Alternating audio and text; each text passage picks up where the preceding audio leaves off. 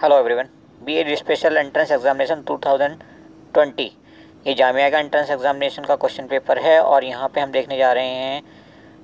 Almost कोशिश करेंगे कि सारे क्वेश्चंस को एक साथ ले लें, बट एनीवे डिपेंड करता है। ज़्यादा लंबी अगर वीडियो होगी तो हम बाकी क्वेश्चंस को दूसरे वीडियो में लेने की कोशिश करेंगे। एक और इम्पॉर्टेंट चीज़ ये है कि यहाँ पे जो सवाल हैं वो काफ़ी स्टैंडर्ड सवाल लग रहे हैं और देखने में ये लग रहा है कि ये पेपर कुछ ऐसे सवाल लगता है जो बीएड वालों के लिए बेहद कहना चाहिए इम्पॉर्टेंट है। लाइक बीएड जामिया हो या बीएड डीयू हो या बीएड अलीगढ़ या यूपी की बीएड, कोई भी XYZ बीएड, उसमें बहुत सारे टीचिंग एप्टीट्यूड, मैथमेटिक्स और रीजनिंग के सवाल आते हैं जो यहाँ पे भी आएगा और काफ़ी स्टैंडर्ड सवाल हैं। तो हमारी आपसे रिक्वेस्ट है कि हमारे साथ बने रहिएगा शुरू से आखिर तक, और एक एक पॉइंट को, एक एक ट्रिक को, कई बार हम ट्रिक का भी इस्तेमाल करेंगे, उसको आप ध्यान से नोट करिएगा ताकि गोइंग फॉरवर्ड जब भी कोई एग्ज़ाम आप दें तो वहाँ पे ट्रिक की बदौलत आप आसानी से टाइम बचाते हुए आगे बढ़ें, सवाल करें। चलिए, पहला सवाल देखिए। Length of a rectangle which is 25 centimetre is equal to the length of a square. एक रेक्टेंगल है और एक स्क्वायर है, दोनों की लेंथ बराबर है जो कि 25 सेंटीमीटर है। ये कोई रेक्टेंगल है, यहीं पे एक स्क्वायर भी दिया हुआ है और ये जो है इन दोनों की लेंथ बराबर है, यानी कि स्क्वायर की हर एक साइड जो है 25-25 सेंटीमीटर की है। तो स्क्वायर का एरिया कितना हो जाएगा यहाँ पे, A2 हम इसको कह रहे हैं, ये एरिया हो जाएगा 25 × 25 मतलब 625। और हमें क्या दिया है, ब्रेथ पूछी हमसे, ठीक है। तो कुछ और रिलेशनशिप भी दिया है कि इसके बीच में। एक और पॉइंट ये कहता है कि area of rectangle is 125 square centimetre less than the area of the square, ठीक है। एरिया ऑफ स्क्वायर हमने क्या कहा था, A2, तो A1 यानी कि area of rectangle is equal to A2 minus 125। ये तो हमें पता है कि A2 हमारे पास है 625, स्क्वायर का एरिया भी हमने देखा था थोड़ी देर पहले, ठीक है। तो ये कितना हो गया, 500। किसका एरिया हुआ, ये A1 हो गया। ये A1 था हमारा रेक्टेंगल का एरिया, क्लियर है। तो रेक्टेंगल का एरिया मिल गया, रेक्टेंगल की लंबाई मिल गई। अब हमें क्या निकालना है, उसकी ब्रेथ। तो L × B is equal to area, और एरिया दिया है 500, लेंथ इसने में दी है 25 × B is equal to this, तो B is equal to how much, 20, clear. तो इसका मतलब ब्रेथ जो है उसकी वो 20 सेंटीमीटर की होगी और ये ऑप्शन बी में दी है हमें, तो ऑप्शन बी हमारा राइट आंसर हो जाएगा। नेक्स्ट क्वेश्चन देखिए, 2 नंबर कहता है wheel can travel 22 kilometre in 100 rounds. 100 round में वो 22 किलोमीटर चल रहा है। Find the radius of the wheel.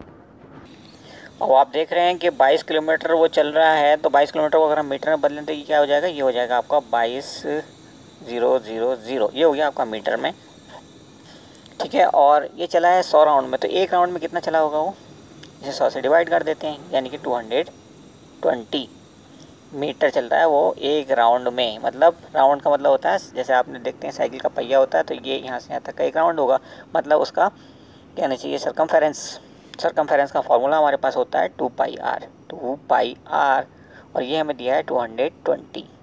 तो यहाँ पे देखिए 2 × 22/7 इंटू आर हमें निकालना है, इज इक्वल टू 220 निकालिए जरा, इससे इसको डिवाइड करेंगे तो आर की वैल्यू यहाँ पे क्या आ जाएगी, 35 सेंटीमीटर। इसको सॉल्व कर लेना, कोई दिक्कत हो तो कमेंट करके ज़रूर बताना। थोड़ा टाइम बचाने के लिए इसको हमने आगे कैलकुलेट नहीं किया है, तो हम आपको दे दिया है। 3rd नंबर देखिए, यहाँ पे कहता है कि 32 बॉयज़ का जो एवरेज मार्क्स है वो 60 है और 40 बॉयज़ का एवरेज मार्क्स है 33। तो 2 बार हम टोटल निकाल सकते हैं। एक बार हम कहेंगे इसको T1 that is equal to 32 × 60। इसे हम कह सकते हैं कि 1920 हमें पहला T1 मिला, पहला टोटल मिला। और ऐसे ही हम T2 निकालेंगे जो कि कितने स्टूडेंट्स के लिए होगा, 40 बॉयज़ के लिए होगा, और ये है कितना एवरेज यहाँ पे इनका, 33। इसका मतलब T2 निकल आएगा हमें हाउ मच, 1320।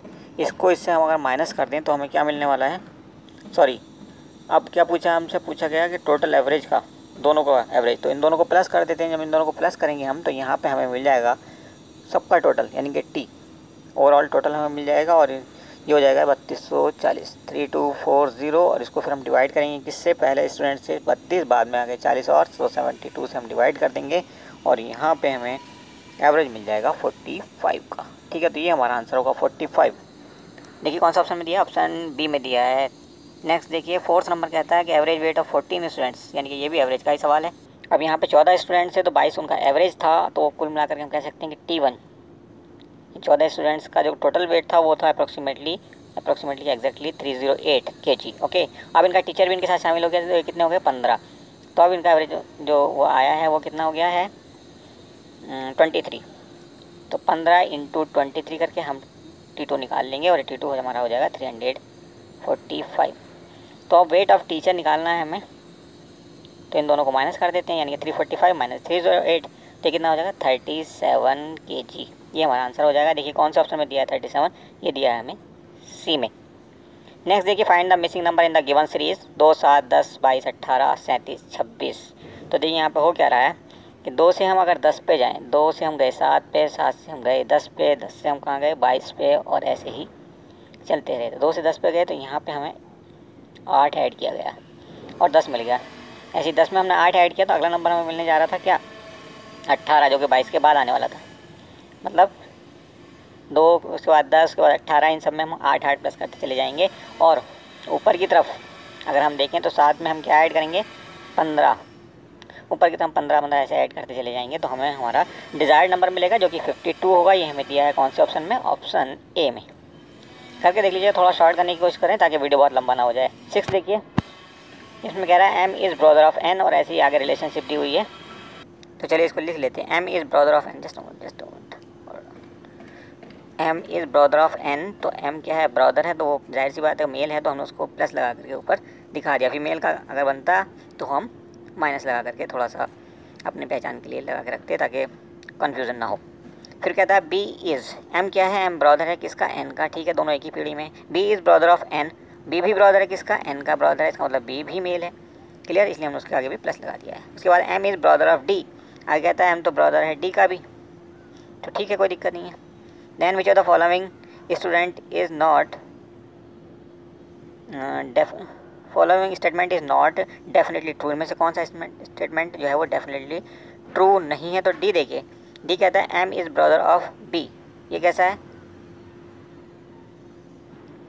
ट्रू है, बिल्कुल 100% ट्रू है। यहाँ देखिए एम इज़ ब्रदर ऑफ ए, ये यहाँ से रिलेशनशिप दिख ही रहा है, एम बी का ब्रदर है, बी एन का ब्रदर है, कंफर्म है, दोनों एक दूसरे के ब्रदर हैं, दोनों मेल हैं। तो ऑप्शन डी आपका सही है। श्योरिटी के साथ हम यही कह सकते हैं कि यही स्टेटमेंट पूरी तरह सही है। बाकी भी आप चेक कर लेना, टाइम है आपके पास, लेकिन हमारे पास नहीं है। 7 देखिए, line that intersect 2 lines in different points is known as, एक लाइन जो इंटरसेक्ट करती है 2 लाइन्स को डिफरेंट पॉइंट्स पे, वो क्या कहलाती है, तो ट्रांसवर्स लाइन कहलाती है। ये तिर्यक रेखा कहते हैं हिंदी में इसको।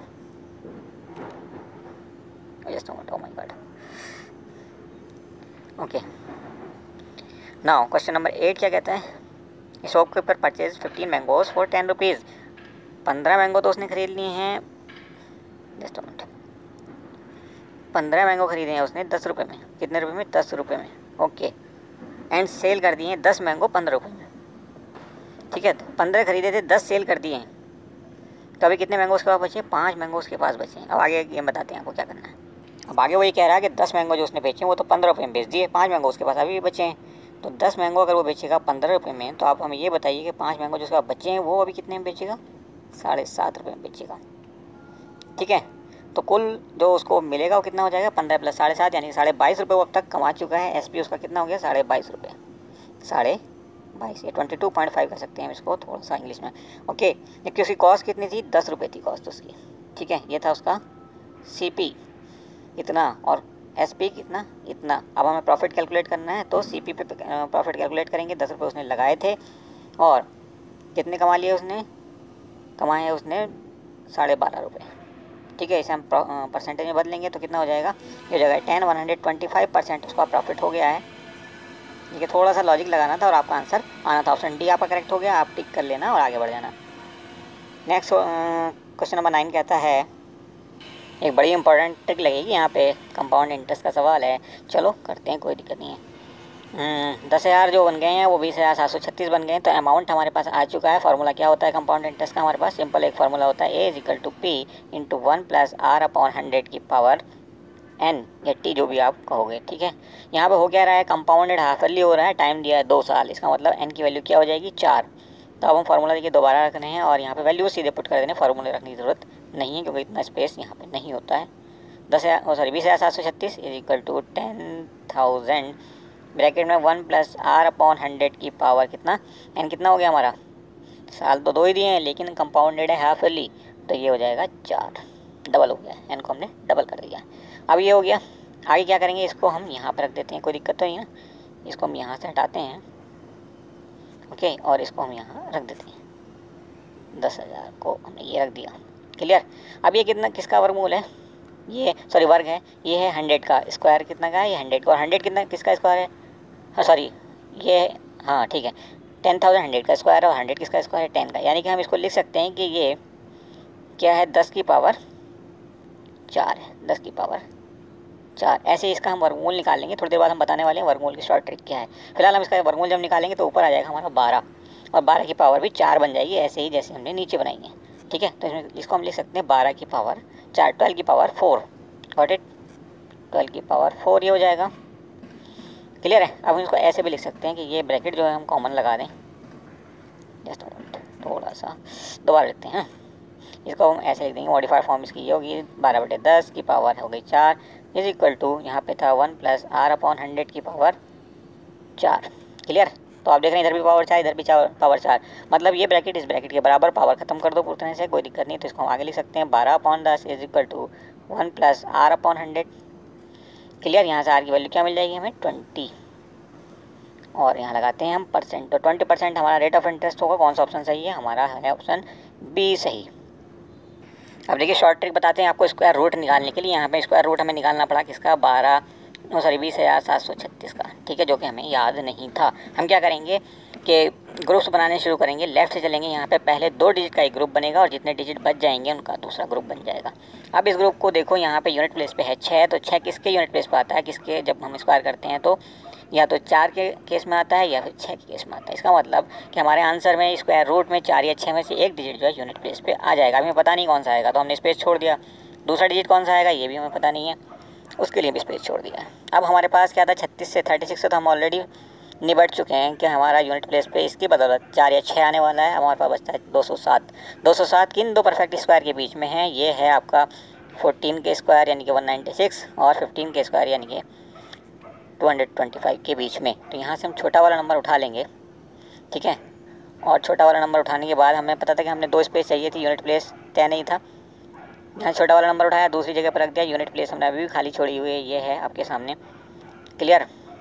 लेकिन यूनिट प्लेस पर आएगा क्या, आएगा ये, इन दोनों को मल्टीप्लाई कर दो, 15 × 15 इज इक्वल 210, और 210 से हमारा 207 जो बचा हुआ था वो छोटा है या बड़ा, छोटा, तो हम यहाँ से 4 उठा लेंगे और यहाँ रख देंगे। तो 144 हमारा स्क्वायर निकल आया। 144 का एक बार हमें स्क्वायर और निकालना पड़ेगा, क्योंकि हमें पावर 4 तक ले जाना है। तो 144 का स्क्वायर, तो सॉरी स्क्वायर रूट हम कैसे निकाल सकते हैं, एक बार और स्क्वायर रूट निकालना है इसका, जैसे कि अब हमने 20,736 का निकाला था, तो यहाँ से हमें 12 मिला था, क्लियर। तो ऐसे करके अगर आपने और शॉर्ट ट्रिक से प्रैक्टिस करनी है तो वीडियो का लिंक आपको डिस्क्रिप्शन बॉक्स में मिल जाएगा। डिस्क्रिप्शन बॉक्स में आपको और भी बहुत कुछ मिलेगा, आपको बहुत सारे लिंक्स मिलेंगे जहाँ पे आप क्वेश्चन पेपर्स डाउनलोड कर सकते हो बहुत नॉमिनल से पेमेंट पे, या कई चीज़ें और भी डाउनलोड कर सकते हो फ्री में भी, या क्वेश्चन पेपर भी कई फ्री में मिल जाते हैं। वो डिपेंड करता है, उसके बारे में कुछ एश्योरेंस देना बहुत मुश्किल है, बट फिर भी आपको लीस्ट रेट में मिलेगा, इतना गारंटेड है, या फिर वो फ्री मिलेगा। Okay, now question number 10। अब देखिए ऑलरेडी आई थिंक हम 13-14 मिनट 15 मिनट पहुँच चुके हैं। क्या कहता है, shuttle cock used for playing badminton has the shape of the combination of, कौन सा कॉम्बिनेशन होता है इसके शेप में शटल कॉक आप बैडमिंटन जिससे खेलते हो, तो फ्रस्ट्रम होता है, of a cone and a hemisphere, मतलब अर्धगोला। ओके, 11th नंबर क्या कहता है, how many bags of grain can be stored in a cuboid granary, इसका साइज़ क्या है, ये दिया हुआ क्यूबर्ड ग्रेनरी का, और just moment oh my god, ये साइज़ दिया हुआ है और बैग का साइज़ दिया हुआ है इतना। तो चलिए इसको सॉल्व कर लेते हैं। तो नंबर हमें निकालना है, वो नंबर हम कैसे निकालेंगे, ये वाला साइज़ हम ऊपर लिख लेते हैं 12 × 6 × 5, और नीचे किससे डिवाइड करना पड़ेगा हमें, एक बैग के वॉल्यूम से। तो 0.48 ये हमारा वॉल्यूम है। इसका पॉइंट अगर हम हटाना चाहते हैं तो हटा देंगे, बट यहाँ पे हम क्या करेंगे 100 से मल्टीप्लाई करेंगे। अब हम जब इसको सिंप्लीफाई करेंगे तो हमारा आंसर कितना आ जाएगा 750, ऑप्शन ए करेक्ट है। Now question number 12, a coin is toss twice. तो जब हम कॉइन टॉस करते हैं तो क्या होता है कि 2 पॉसिबिलिटी होती हैं कि या तो हेड आ जाए या वही टेल आ जाए, ठीक। तो इसने पूछा क्या probability of getting both heads, तो पहली बार में अगर हेड आया तो क्या प्रोबेबिलिटी आई हमारे पास 1/2। अब हमने सिक्के को दोबारा उछाल दिया, प्रोबेबिलिटी फिर भी वही रही, 1/2 फिर से आ गई। तो इन दोनों को मल्टीप्लाई करेंगे और आंसर हमारा हो जाएगा 1/4, ऑप्शन कौन सा करेक्ट हो जाएगा, सी। नेक्स्ट देखिए, the algebraic sum of the deviation of a frequency distribution from its mean is always 0। तो ऑप्शन कौन सा सही है? सी। ये रटने वाला सवाल था, थोड़ा स्टैटिस्टिक्स आपने अगर पढ़ी होगी तो ये आपको आसानी से हो जाएगा। अब देखिए 14 नंबर में क्या था कि मीन हमारे पास है 100 आइटम हमारे पास है, मीन मिला हमें 49। तो यहाँ पे हमें T1 यानी कि पहला टोटल जो मिला वो 49 इंटू 100 कितना हो जाएगा? 4900 मिल गया। अब क्या होता है, it was discovered that the 3 items which should have been 60, 70 और 80 were wrongly read as this. क्या लिख दिया है उसको हमने? उसको हमने लिख दिया है 40, 20 और 50। लिखना क्या था? 60, 70 और 80, यानी कि 20 का डिफरेंस तो पहले वाले में हो गया, दूसरे वाले में कितना डिफरेंस हुआ? 70 और 20 यानी कि 50। जस्ट सही से लिखा गया, ठीक है। और ऐसे ही तीसरे वाले में कितना डिफरेंस हुआ? 30। इन तीनों को ऐड करते हैं तो कितना डिफरेंस हो गया? 100 का। तो एक्चुअली हमारा टोटल जो था, जो 4900 हमें दिख रहा है T1, वो होना कितना चाहिए था? वो होना चाहिए था 50 यानी 5000, और इसको हम कहेंगे T2। तो इतना अगर हमारे पास टोटल था तो करेक्ट मीन क्या होना चाहिए था? इसे हम फिर से 100 से डिवाइड करेंगे क्योंकि टोटल आइटम तो 100 ही हैं, तो आ जाएगा आंसर 50। ऑप्शन कौन सा सही होगा? सी। नेक्स्ट इज 15 नंबर क्या था? The sum of 2 rational numbers is -7 if one of the number is -15/19 the other number is how much. तो पहला देखिए x है, तो इसके साथ दूसरा रेशनल नंबर हमने ऐड किया है और हमें टोटल ये दे रहा है -15/19। हमें x की वैल्यू दी है -7, तो कर देंगे plus y is equal to minus का 15/19। Are you getting my point? ठीक है, बाकी सब हटा देते हैं। तो ये आपके सामने अब इक्वेशन आ गई है, -7 + y इज इक्वल टू -15/9। यहाँ से y की वैल्यू मिलेगी और वो होगी -118/19। ऑप्शन डी आपका करेक्ट हो जाएगा। अब देखिए रीजनिंग का सवाल आ गया आपके स्क्रीन पे। If mind becomes KGLB and RU become this, then what will diagram be in that code. Okay, so देखिए यहाँ पे देखेंगे आप के को हमने यहाँ क्या लिख दिया? A। ठीक है, के को हमने क्या लिखा? A। तो ये कैसा पॉसिबल है?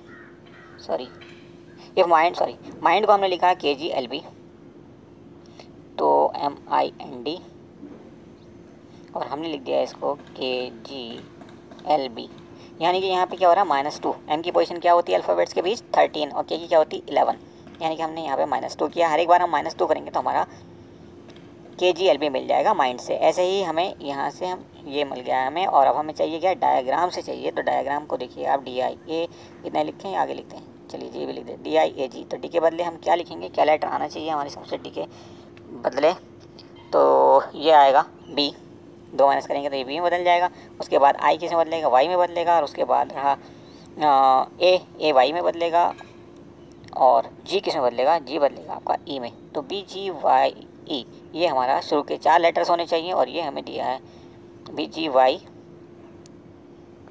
दिया है हमें ऑप्शन ए में। तो ऑप्शन ए हमारा करेक्ट हो जाएगा। अब 17 नंबर क्या था कि एक एरोप्लेन जो है वो 240 km/h की स्पीड पे दौड़ रहा है और उड़ रहा है, और वो जो है 5 घंटे ट्रैवल करता है। इसका मतलब 240 × 5 यानी कि उसकी टोटल डिस्टेंस जो उसने कवर कर ली है वो है आपकी 1200 किलोमीटर की। लेकिन इसने ये डिस्टेंस जो है 1/2/3 आवर में तय करनी है। तो स्पीड क्या होनी चाहिए? स्पीड यानी कि दूसरी स्पीड पूछिए, जबकि हमें 1200 किलोमीटर की डिस्टेंस तय करनी है, और हमारे पास जो टाइम है 1/2/3। तो इसको हम क्या लिख सकते हैं? 1/2/3 को 3 × 1 = 3 + 2 5/3, यानी कि 5/3 भी हम इसको लिख सकते हैं। क्लियर? अब इसको थोड़ा सा भूल जाइए। 5/3 जब यहाँ पे हम इसको डिवाइड करेंगे स्पीड निकालने के लिए तो 5/3 से करेंगे। क्लियर? अब इसको हम सिंपलीफाई करेंगे तो आंसर हमारा क्या आ जाएगा? 720 km/h की स्पीड हमारे पास होनी चाहिए, और ऑप्शन सी हमें राइट दिखता है। 18 नंबर सवाल देखिए। On 8 February 2005 it was Tuesday. आगे क्या पूछता है हमसे? What was the day of the week.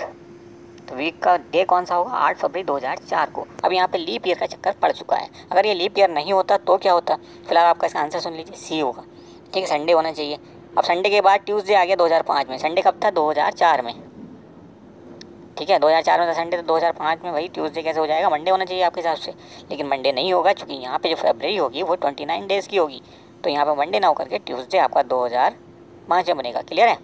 कई चीज़ें हैं कैलेंडर की जो बहुत इंपॉर्टेंट है, और आपको कैलेंडर रिलेटेड ट्रिक्स अगर देखनी है तो आप हमारे यूट्यूब चैनल पर आ जाइए, वहाँ पे रीजनिंग की जो प्लेलिस्ट है उसको आप अच्छे से पढ़िए, वहाँ पे बहुत सारी ट्रिक्स आपको मिलेंगी, कैलेंडर की भी और भी, रीजनिंग की, मैथ्स की भी, जीएस की भी, एक्सेट्रा एक्सेट्रा। थोड़ा सा और समझा देते हैं इस पॉइंट पे। अगर आपसे कोई ये पूछता है कि 8 फरवरी 2020 8 फरवरी 2020 को 2020 हमें जो दिन मिल रहा है वो सैटरडे मिल रहा है, क्या सैटरडे, एसटी लिख रहे हैं हम इसको, ओके। तो अब आप बताइए कि 8 फरवरी 2019 को कौन सा दिन था? अब 8 फरवरी 2019, तो सेम सिचुएशन है। देखिए अगर हमारा लीप ईयर ना रहा होता, ये सॉरी यहाँ तो लीप ईयर का चक्कर ही नहीं हुआ, 8 फरवरी को लीप ईयर का कोई फ़र्क पड़ने वाला नहीं है, तो सैटरडे जस्ट पहले क्या रहा होगा? फ्राइडे, तो फ्राइडे आपका आंसर हो जाएगा। क्लियर है? लेकिन अब आपको बताना ये है, थोड़ा सा और क्लैरिटी के लिए आपको बता देते हैं, हम पूछ रहे हैं आपसे इनफैक्ट 8 फरवरी 2021 को कौन सा दिन होगा? 8 फरवरी 2021, कैलेंडर देख के मत बताना, ठीक है? इसी ट्रिक से आंसर करने की कोशिश करोगे तो विद इन सेकेंड्स आंसर आ जाएगा। 19 नंबर सवाल, एक लोग इज स्टार्टेड एट नून, दोपहर में ये शुरू हुई है, बाई 10 मिनट्स पास 5, 5:10 जैसे ही होते हैं, the hour hand has turn through, तो जो घंटे की सुई है आर एंड है वो कितना टर्न कर चुकी होगी?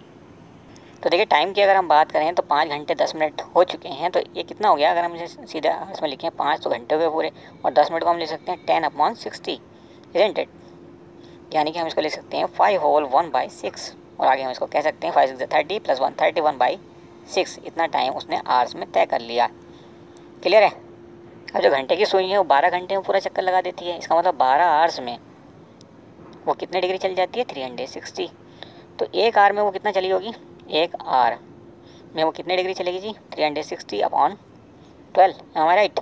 लेकिन हमें तो चाहिए 31/6 आवर्स का, 31/6 आवर्स का पता करना है कि इसमें वो कितना चलेगी। तो हम क्या करेंगे, इसको 360/12 को इससे मल्टीप्लाई कर देंगे, यानी कि हम कुछ इस ढंग से मल्टीप्लाई करेंगे, 360/12 इंटू ये कितना था? 31/6। तो देखिए इस चीज़ को काटेंगे तो 30 आ जाएगा यहाँ पे, इस चीज़ को काटेंगे ये आ जाएगा 5, और यहाँ पे 31 × 5 155 डिग्री, ये होगा आंसर। और कौन सा ऑप्शन में मिल रहा है? ये मिल रहा है सी में। नाउ सिनोनिम बताना क्रेडुलस का, तो ये होगा ट्रस्टिंग, ऑप्शन सी आपका सही है। नेक्स्ट इज 21, एंटोनिम बताना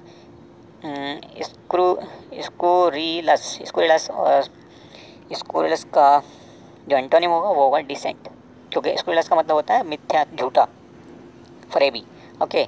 डिसेंट का मतलब अच्छा, सही, बहुत बढ़िया।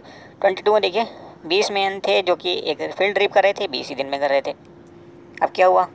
5 लोग छोड़ के तो गए हैं, लेकिन कब छोड़ के जाएं ताकि बचा हुआ काम बचे हुए लोग 24 दिन में कर सकें।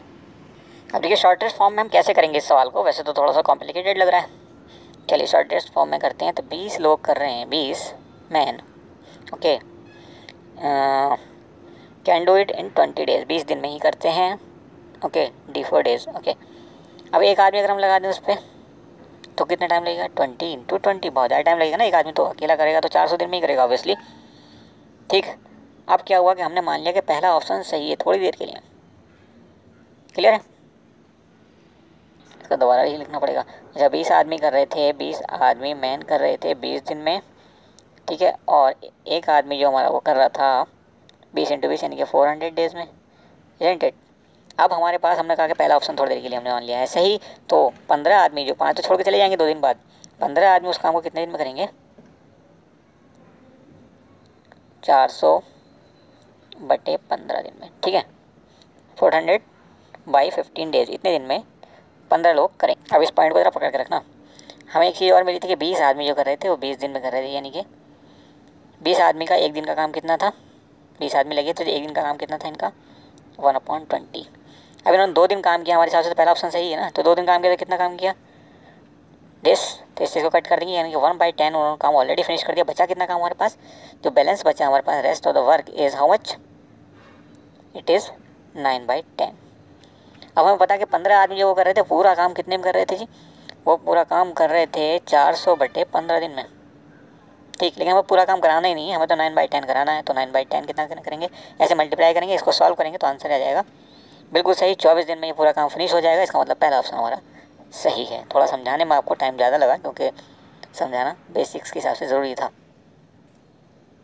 23 नंबर देखिए क्या था है ये कि 6 जो मशीनें हैं, 6 मशीन हैं और 1 मिनट में 270 बोतल जो है भर रही हैं वो। तो एक मशीन क्या करेगी, कितनी बोतल भरेगी 1 मिनट में? एक मशीन 1 मिनट में तो 270/6 बोतल ही भर पाएगी, इजंट इट? ओके, तो इसका मतलब ये होगा 270/6 मतलब 45 बोतल ही वो भर पाएगी, 45। तो इसको हटा देते हैं, 45 बोतल वो भर पाएगी। क्लियर? अब क्या है कि 10 मशीनें हैं, 10 मशीनें हैं तो ये 1 मिनट में कितना करेंगी? एक मशीन तो 45 बनाएगी, 10 मशीनें कितना करेंगी 1 मिनट में? तो 45 × 10 यानी कि 450 कर देंगी वो। 10 मशीनें 1 मिनट में 450 बोतल्स बना देंगी या भर देंगी, जो भी। अब ये 4 मिनट में कितना कर देंगी? तो इसको 4 से आप मल्टीप्लाई कर दो, कितना हो जाएगा 1800। तो आंसर कौन सा हमारा सही है? B.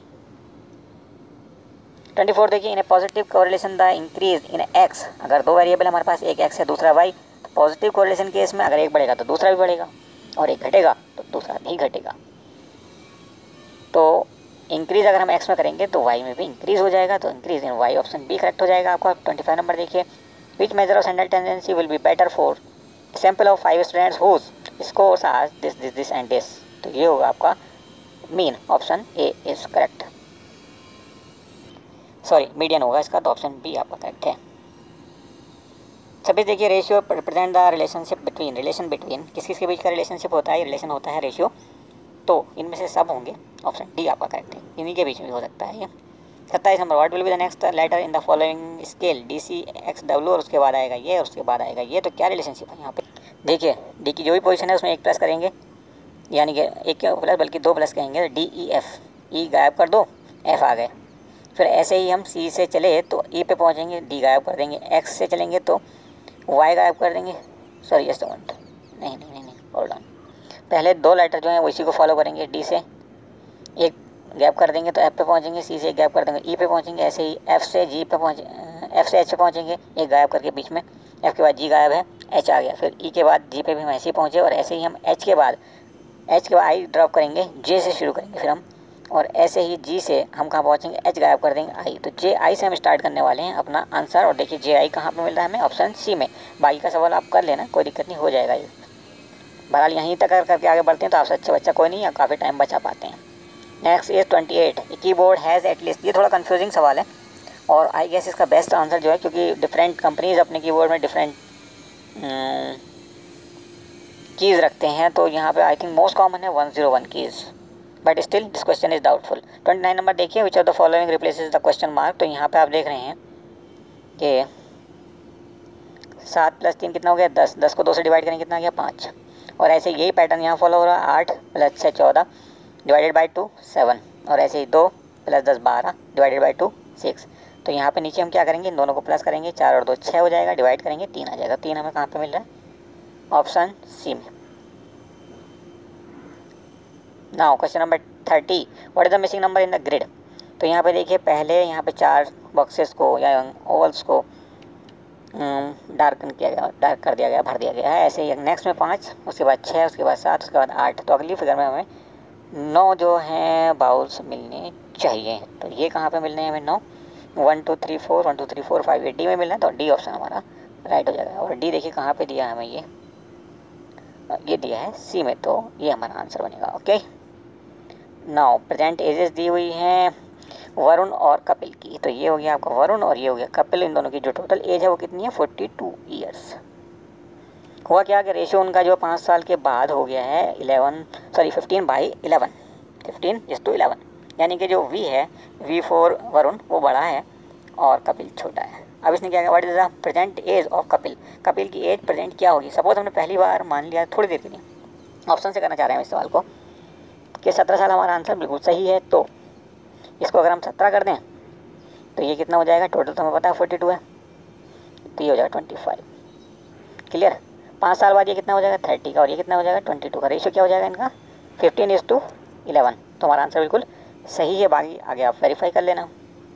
32 number, identify the figure that completes the pattern. तो ये सवाल भाई आप लोगों के लिए ही है बच्चों, आप ही इसको आंसर करें, ये अभी तो दिमाग में आ नहीं रहा कुछ, ठीक है। तो इसको आंसर कर दीजिए please. Find the number of triangles in the given figure. 33 number सवाल देखिए, बहुत ही मज़ेदार सवाल है, और इसकी ट्रिक हम आपको थोड़ी सी बता देते हैं। जब भी कभी ऐसे ट्राइंगल बनता है और इसको हम बाइफरकेट या ट्राइफरकेट ऐसे करें, जब कि हमने ये एक ही लाइन खींचिए तो यहाँ पे नंबर ऑफ ट्रायंगल आप कितने हो गए? 3। एक तो ये है, एक ये हो गया और एक सबसे पुराना था, तो 3 ट्रायंगल ऐसे करके बने। तो यहाँ पे आप देखेंगे कहाँ कहाँ पे 3 बन गए। एक तो इसके अंदर 3 बन चुकी हैं ऑलरेडी, ठीक है, और ऐसे ही 3 कहाँ पे बने? यहाँ पे। तो 3 और 3 6 हो चुके हैं। उसके बाद ये था आपका रेक्टेंगल टाइप और इसको हमने डिवाइड कर दिया था, तो 2 ट्रायंगल ये दिख रहे हैं आपको मोटे मोटे। तो कितने हो गए अब तक? 8। अब देखिए 8 के बाद हम कहाँ चले? अब देखिए ये ट्रायंगल ऐसा बना था और इसको बाइफरकेट कर दिया गया, ठीक। तो ये 3 ट्रायंगल फिर मिल गए, तो हमें कितने हो गए? 8 और ये 3 11। लेकिन इनमें से एक हम कोई काउंट कर चुके हैं क्या? जस्ट मिनट, दोबारा सुनिए, इसको थोड़ा सा गड़बड़ हो गया, ठीक है। 3 ट्रायंगल हमें पता है कि ऐसे करने पे मिल जाते हैं। तो 3 ट्रायंगल हमें यहाँ पे मिल चुके हैं। फिर कहाँ पे मिले हमें? 3 यहाँ पे मिल चुके हैं, 6 हो चुके हैं। 6 के बाद देखिए इन 6 ट्रायंगल में ये ट्रायंगल भी आ चुका है, क्लियर। तो इसको हम काउंट नहीं करेंगे। और ऐसे यहाँ पे एक ट्रायंगल आ चुका है, उसको भी हम काउंट नहीं करेंगे। अब हम इस रेक्टेंगल को बाइफरकेट कर रहे हैं, 2 ट्रायंगल हमें और मिल गए। 6 और 2 8 ट्रायंगल ये हो गए। अब आप देखेंगे कि इस ट्रायंगल को, तो यहाँ से भी आपको 3 ट्रायंगल हमें ऐसे ही यहाँ से मिल जाएंगे, कोडन यहाँ से। तो 3 3 3 3 यानी कि 12 ट्रायंगल तो हमें ये मिल चुके हैं। और 13वां ट्रायंगल हमें मिलेगा ये, ठीक है। और 14वां ट्रायंगल कौन सा मिलेगा हमें? ये। टोटल 14 ट्रायंगल इस तरह से हो जाएंगे। नेक्स्ट देखिए आप, ये वॉच रीड्स 430 4:30 बज चुके हैं। If the minute hand points east, अब मिनट की जो सुई है वो ईस्ट की तरफ हमें दिख रही है, इशारा कर रही है। तो हम ऐसा मान लेते हैं कि ये है आपकी घड़ी, ये है उसका सेंटर पॉइंट। यहाँ पे बज रहे हैं 4, यहाँ पे बजे 5, यहाँ पे बजे 6, ठीक है। यहाँ पे बजे 4, यहाँ पे बजेंगे 3, क्लियर। अब 4:30 बज रहे हैं, इसका मतलब ये होगा कि बड़ी जो घंटे की जो सुई है मिनट हैंड वो तो होगी 4 की तरफ, और जो मिनट की सुई है वो होगी कहाँ पे? 6 की तरफ। यानी कि लंबी वाली जो है निडल वो 6 की तरफ रही होगी। लेकिन ये तो कह रहा है ईस्ट होगा यहाँ, तो ईस्ट ये होगा तो वेस्ट कहाँ होगा? यहाँ पे।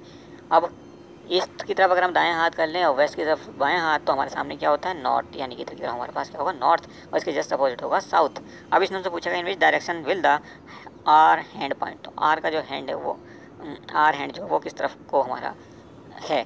तो आर की जो सुई है वो तो ये है 4 की तरफ। इसका मतलब नॉर्थ और ईस्ट दोनों के बीच में है वो, तो नॉर्थ ईस्ट हमारा आंसर होगा। और ये हमें मिलता है ऑप्शन बी में। रोहन देखिए रैंक कर रहा है कहाँ पे? 7th फ्रॉम द टॉप, ये है पोजीशन। और यहाँ पे कहीं रोहन है, ये इसकी 7th पोजीशन है फ्रॉम द टॉप। एंड 26 कहाँ से? जस्ट इसको थोड़ा बड़ा कर लेते हैं, ये तो थोड़ा सा और होगा, ओके। अब यहाँ से उसकी पोजीशन क्या है? 26वीं है, और ऊपर से क्या थी? 7th। तो लेफ़्ट और राइट के लिए चाहे अप एंड बॉटम और क्या नीचे टॉप कह लीजिए, तो बॉटम और टॉप कहेंगे तो b + t = t - 1, यानी टोटल -1 कर सकते हैं। और ऐसे हम आंसर करेंगे। पूछा गया how many students are there in the class, कितने स्टूडेंट्स हैं वहाँ पे, यानी कि t पूछा है और t - 1 करके हम आंसर ला सकते हैं। तो देखिए यहाँ पे ऊपर से सर नीचे से क्या पोजीशन है? 26, ऊपर से क्या पोजीशन है? 7 = t - 1 को इधर ले जाएंगे, कितना हो जाएगा? 26 + 7 33 माइनस 26 7 33 + 1 34 34 आपका आंसर हो जाएगा। सॉरी, ये हो जाएगा b + t, फॉर्मूला होता है b + t = top plus bottom = total +1, clear. तो यहाँ पे है 7th और 26, 26 7 33 माइनस 1 = टोटल कितना हो गया? 26 + 7 33 माइनस 1 32। तो आंसर कौन सा हो जाएगा? बी करेक्ट हो जाएगा। अब हम पहुँच चुके हैं बाकी सवालों पे, जो कि ऑब्वियसली रीजनिंग और मैथ्स के नहीं है, जीएस वगैरह के सवाल हैं, और साथ ही साथ टीचिंग एप्टीट्यूड के सवाल आगे आ जाएंगे। तो हम क्या करते हैं, दूसरी वीडियो में चलते हैं, और इसी के साथ उसका लिंक आपको मिल जाएगा डिस्क्रिप्शन बॉक्स में। हमने बताया था डिस्क्रिप्शन बॉक्स ज़रूर चेक कर लेना। तो चलिए दूसरी वीडियो में मिलते हैं आपको बाकी के बचे हुए सवाल लेकर के। Thank you for watching. Now the question number 36। Which of the following companies has launched Pragati to boost women entrepreneurship in India? तो वुमेन एंटरप्रेन्योरशिप को प्रमोट करने के लिए फेसबुक ने एक प्रोग्राम लॉन्च किया था जिसका नाम था प्रगति। तो ऑप्शन डी आपका यहाँ पर राइट है। नेक्स्ट क्वेश्चन देखिए 37। Due to the rise in the number of corona virus cases BCCI board of cricket control of India has postponed IPL 2020 on 15 April. This is the edition of IPL। तो ये 13th addition था IPL का। 2007 में IPL start हुए थे। Next question देखिए 38 number. Infosys has partnered with which of the following companies to partner for smart city solutions. तो ये था क्वालकॉम, ये चिप मेकर है, अमेरिकन कंपनी है। नेक्स्ट देखिए 39, which the following state government has launch Kaushal Satrang Yuva hub and CM entrepreneurship scheme for skill development and employment generation for youths. तो UP government ने ये लॉन्च किया था, ऑप्शन डी आपका राइट आंसर हो जाएगा।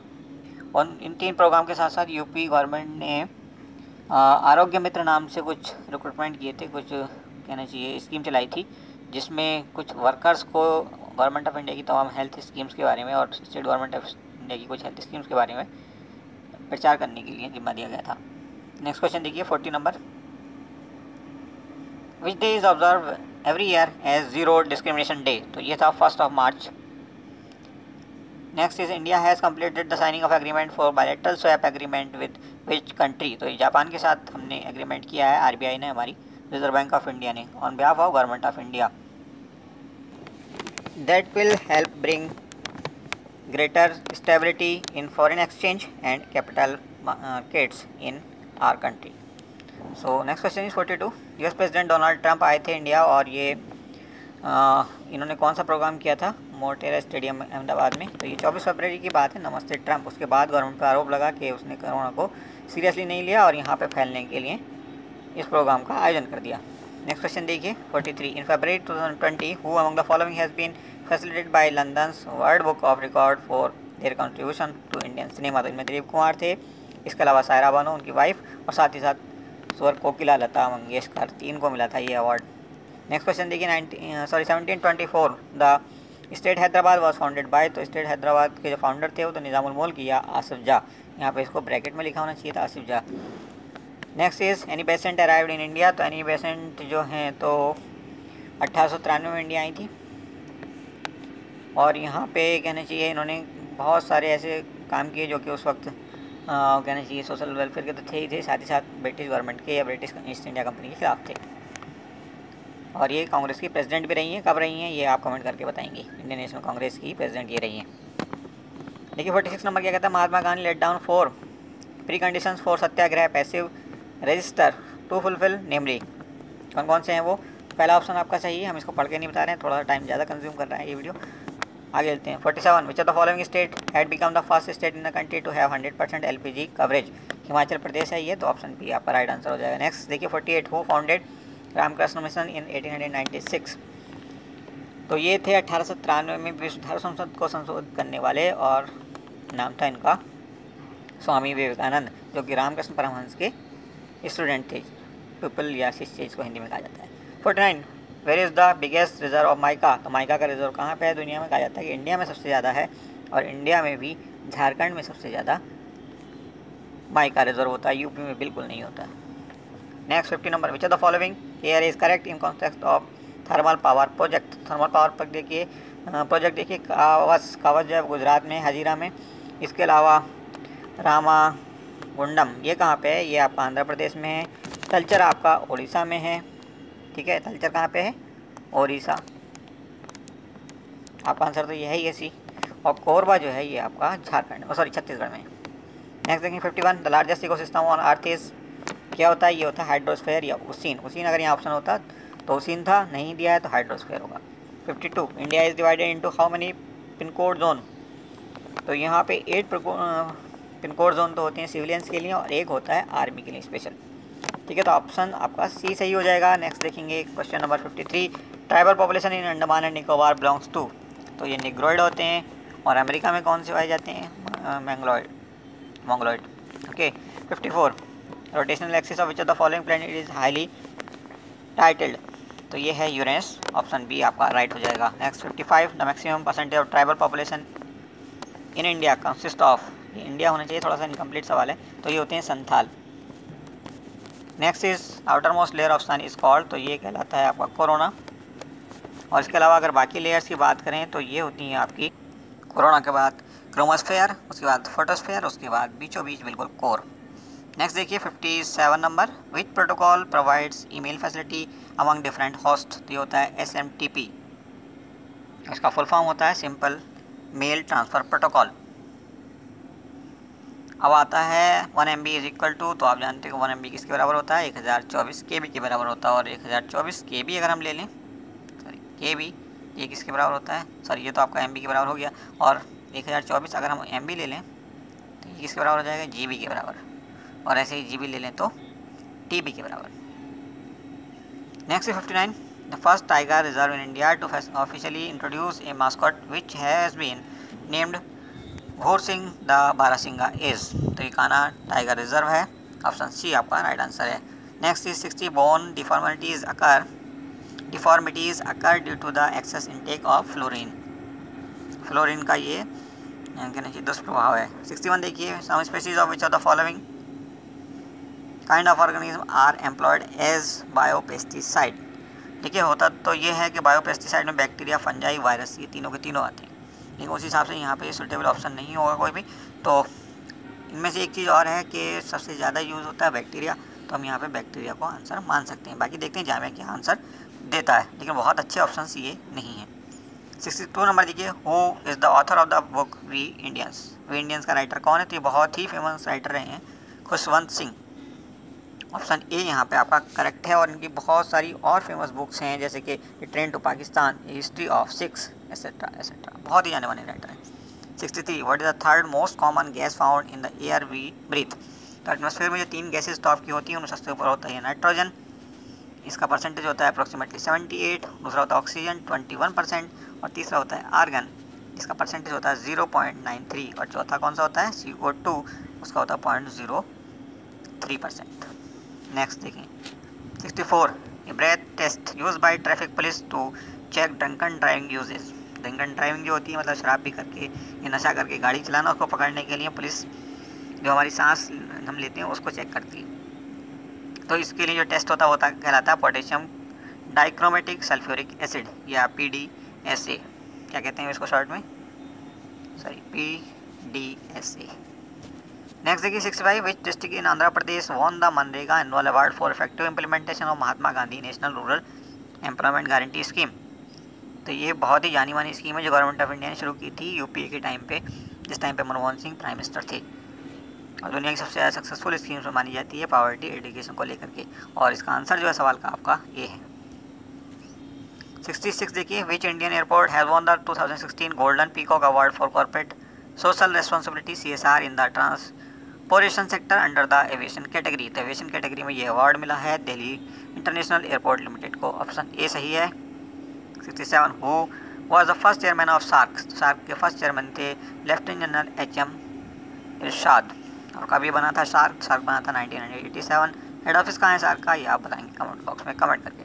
68 number which the following Asian language are UN official language, देखिए Chinese और अरबिक दोनों यहाँ पे हैं, और यही हमारी दोनों ऑफिशियल लैंग्वेज हैं। इसके अलावा 4 लैंग्वेज और हैं, जिनमें एक आपकी हो गई इंग्लिश, ये हो गई आपकी फ्रेंच, ये हो गई आपकी स्पेनिश,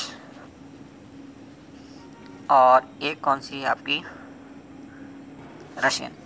ओके, ये 6 की 6 लैंग्वेज हैं, आपसे इस पर अक्सर सवाल आता है, तो 6 की 6 लैंग्वेज आप याद कर लीजिए। 69, विच the following is the only member of G15 from the Indian सब कॉन्टिनेंट, देखिए ये सवाल ही काफ़ी हद तक गलत है, क्योंकि अगर हम एशिया की बात करें तो इंडोनेशिया, मलेशिया और ईरान, इंडिया, इसके अलावा श्रीलंका। अब ये सब कॉन्टिनेंट की बात कर रहा है हमारे इंडियन सब कॉन्टिनेंट की, तो यहाँ पे इंडिया और श्रीलंका 2 कंट्री हैं जो कि G15 के मेंबर हैं। उन दोनों में से कोई भी ऑप्शन यहाँ पे है नहीं, ना इंडिया का नाम है यहाँ पे, तो ये ऑप्शंस आपके यहाँ गलत हो जाते हैं। नेक्स्ट देखिए 70 number, which one among the following has the power to regulate the right of citizenship in India, तो ये पावर होती है आर्टिकल 11 के तहत पार्लियामेंट के पास। Next is 71, which if majority of student in your class are weak you should, तो आपको क्या करना चाहिए। देखिए इस तरह के सवालों का जवाब दें तो बेहद ही सीरियस होकर के और थोड़ी देर सोचें, उसके बाद जवाब दें, आराम से 100% आंसर आने की चांस हो जाते हैं ऐसे। डी ऑप्शन यहाँ पे सही है, keeps your teaching slow along with some extra guidance to bright peoples, क्योंकि पूरी क्लास को एक साथ लेके चलना होता है तो आपको थोड़ा स्लो होना ही पड़ेगा। नेक्स्ट क्वेश्चन देखिए क्या कहता है, which of the following is the most important single factor in underlining the success of beginning a teacher, तो यहाँ पे ऑप्शन सी देखिए, personality and is ability to relate to the class and to the peoples, option C is correct. अब इसके आगे के जो सवाल हैं वो 27 हम देखेंगे दूसरी वीडियो में। Thank you for watching. Now question number 73, the field of education is permeated by conflicts and misconceptions because, तो इसका आंसर होगा B, option B is right. Next question देखिए, the major responsibility with which the school personnel have been entrusted is that. तो इसका answer option A सही है। इसका हम पूरी तरह से पढ़ नहीं रहे हैं क्योंकि वीडियो को छोटा रखना चाहते हैं। नेक्स्ट देखिए 75 number, classroom discipline can be maintained effectively by. तो इसमें सबसे अच्छा ऑप्शन जो होगा वो होगा आपका B, providing a program which is according to the interest of the peoples. ये थोड़ा प्रिंटिंग मिस्टेक है यहाँ पे देखिए, जैसे इसने प्रोग्राम में लिखा ना ME अलग कर दिया यहाँ पर, जैसे आप देख रहे हैं, इस वजह से पढ़ने में दिक्कत हो रही है। अच्छा 76 देखिए, which the following is India's first state to host defence university. तो ये है आपका हरियाणा, डिफेंस यूनिवर्सिटी हरियाणा बनेगी। अच्छा 75 का हमने आपका आंसर बताया नहीं बताया, 75 का ऑप्शन बी है सही है। Then 77, who became the first minister of education in India. Again printing mistake यहाँ पर देखिए, तो ये थे डॉक्टर अबुल कलाम, मौलाना अबुल कलाम भी कहते हैं इनको, और इनकी बहुत ही फेमस पुस्तक है जिसका नाम है इंडिया विंस फ्रीडम। ठीक है, इसके अलावा 11 नवंबर को हर साल इनका हम बर्थडे मनाते हैं, और किस फॉर्म में मनाते हैं, एजुकेशन डे के फॉर्म में। ठीक है, तो इस पर भी सवाल अक्सर पूछे जाते हैं, इसलिए आपको बताना ज़रूरी समझा गया। 78 देखिए, this is the degree to which test measures what it is suppose to measure. तो ये है validity, option C is right. 79, which of the following effect an individuals development at a given time. तो क्या है जो individual का development affect करता है, तो ये है आपका interaction of nature and nurture. मतलब किस नेचर में वो इंटरेक्ट कर रहा है, कहाँ पे वो रह रहा है, इस पर डिपेंड करता है, और उसकी परवरिश कैसी हो रही है उस पर डिपेंड करता है। Next is 80, which of the following is the most important element in teaching. Teaching में सबसे ज़्यादा इंपॉर्टेंट एलिमेंट कौन सा है, तो relationship between teachers and student is the most important, option first is correct. 81, to make learning effective a goal must be meaningful in terms of. Learning को effective बनाने के लिए a goal must be meaningful, goal meaningful होना चाहिए इन terms of किस मायने में, तो ये होना चाहिए आपका needs and purposes of student, option D is correct. Next is 82, if you want to improve the ability to observe in children, which of the following would you recommend. इनमें से कौन सा आप रिकमेंड करोगे, training mental faculties, option D is correct. Next देखिए 83, which of the following treatment can be use to improve the process underpinning motor skills. तो option ए इसका correct है। काफ़ी मुश्किल सवाल था, इतना आसानी से मिलते नहीं, साइकोलॉजी बेस्ड सवाल होते हैं। 84 देखिए, which of the following is an example of specific learning disability. तो डिसलेक्सिया होता है, डिसलेक्सिया एक बीमारी होती है जिसमें क्या होता है कि पढ़ने में दिक्कत महसूस होती है, learning disorder that involve difficulty reading. Next देखिए, when an individual with multiple cognitive disabilities has extraordinary proficiency in one isolated skill, this is known as my god यहाँ प्रिंटिंग मिस्टेक कुछ ज़्यादा ही, one isolated skill, this is known as cognitive disabilities has extraordinary proficiency, और इसका answer होगा 7 syndrome, तो option D. Next देखिए 86, legislation concerning the educational opportunities for weaker section of the society in India is an example of which brings into focus the, तो इसका जो answer होगा वो होगा A, political nature of education.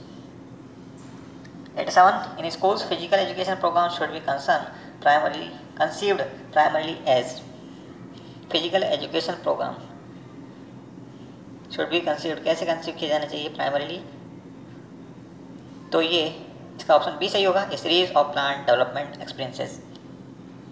Next देखिए 88, national curriculum framework for teachers education India 2009 was developed by. तो ऐसे framework जो हैं ये टाइम टू टाइम आते रहते हैं, आई थिंक 4 या 5 अब तक आ चुके हैं। तो NCERT तैयार करता है, बट फॉर NCTE, तो ऑप्शन ए सही है, developed by NCERT for NCTE, ये ध्यान रखिएगा। ठीक है, NCTE national council of teachers education, और यही बॉडी टीचर्स की एजुकेशन को कंट्रोल करती है, उनकी ट्रेनिंग वगैरह का इंतजाम करती है। TET जिसे आप आगे जाकर एग्ज़ाम देंगे, जब कभी गवर्नमेंट जॉब आपको लेनी होगी, तो उसको भी ये कंडक्ट करता है। CTET को भी यही परमिशन देता है। ठीक है, NCTE 1995 में बना था। इसका ये भी पूछ लिया था ईयर ऑफ एस्टेब्लिशमेंट कई बार। 89 देखिए क्या कहता है, education and society are two mutually supporting systems interconnected that one cannot thrive in absence of the other. What is the reason? क्या रीजन है? तो रीजन है पहला, education sustain society, preserve culture, asserts in new one and inculcate values. Option 1 is correct. 90 देखिए, according to the rehabilitation council of India teacher people ratio पूछा, इसमें से क्या होना चाहिए? इसमें थोड़ा सा दिक्कत है, ये हमें कंफर्म नहीं है सवाल. कहीं पे 1:10 मिलता है, इसमें कहीं 1:7. ठीक है, तो 1:7 तो यहाँ अवेलेबल नहीं है. अगर 1:10 होगा तो ऑप्शन फर्स्ट आपका करेक्ट हो जाएगा. लेट्स सी कि जामिया इसमें क्या आंसर देता है. एक दो सवाल तो ऐसे होते ही हैं जो कि परेशान करते हैं. 91 देखिए, question number 91. The right to education pass in our parliament is an extension of the following article of constitution. तो इसमें 2 आर्टिकल इन्वॉल्व होते हैं, हमेशा याद रखिएगा. राइट टू एजुकेशन में one is article 45 and other one is article 21A. Clear? तो कहीं 21A भी दिया हो सकता है. अगर यहाँ 21A दिया होता तो वो आंसर बन जाता. 92 orientation and mobility training is essential for students with visual impairment. तो ऑप्शन डी इज करेक्ट. 93 देखिए, idea of 4 pillars of education was suggested by. किसने सजेस्ट किया था ये आइडिया? तो ये दिया था यूनेस्को ने. अब आप कमेंट करके बताइए कि यूनेस्को का हेड ऑफिस कहाँ पे है. 94 देखिए, recall the face of the poorest and weakest man whom you may have seen and ask yourself if the step you contemplate is going to be of any use to him who said these lines. किसकी lines है, किसका कथन, किसका statement है? तो ये महात्मा गांधी का statement है. 95 how should a teacher be related to his peers. कैसे रिलेट करना चाहिए टीचर को अपने साथियों के साथ? तो he should suggest each other the effective ways to teach. एक दूसरे को इफेक्टिव वेज ऑफ टीचिंग बताना चाहिए, हेल्प करना चाहिए. 96 देखिए, learning in the mother tongue helps a student to dash dash dash what is being taught. क्या answer आएगा इसमें? तो ऑप्शन डी इसका करेक्ट है, easily comprehend. 97 which education psychologist believe in the fact that all children have the potential to learn. किसका कथन था ये? कौन ऐसा बिलीव करता था? तो ये था आपका फ्रेडरिक फ्रोबेल. फ्रीबेल होना चाहिए, फ्रोबेल लिखा. Okay, anyways. 98 the right of persons with disabilities bill covers. कितनी कैटेगरी को कवर करता है? कितनी कैटेगरीज की डिसेबिलिटीज़ को? 21 टाइप की डिसेबिलिटीज़ को कवर करता है. तो ऑप्शन ए सही हो जाएगा. 99 देखिए, the following may be most appropriately use to measure self confidence. इनमें से कौन सा टेस्ट जो है हम सेल्फ कॉन्फिडेंस मेजर करने के लिए लेते हैं? तो ये पहला होता है एन एप्टीट्यूड टेस्ट. नेक्स्ट देखिए, 100 who establish the first school to educate the mentally retarded children. बहुत ही इंपॉर्टेंट सवाल है, बार बार आता है. तो इसका आंसर सही होगा B, segment. Okay, that's all in this video. Hopefully पिछले सारे वीडियोस आपने देख लिए होंगे. ये बहुत इंपॉर्टेंट वीडियो है. यहाँ से आपको अब देखिए जामिया में बीएड या बीएड नर्सरी के जो एग्ज़ाम होंगे उनमें टीचिंग एप्टीट्यूड के भी सवाल आएंगे, plus other exam like BBA जिनमें जीएस आती है, वहाँ पे ये जीएस के सवाल भी रिपीट होंगे. सो अच्छे से नोट्स बना लेना ताकि आपके एग्ज़ाम में ये जो सवाल अगर रिपीट हुए तो आप 100% सही कर पाएँ. Thank you for watching once more.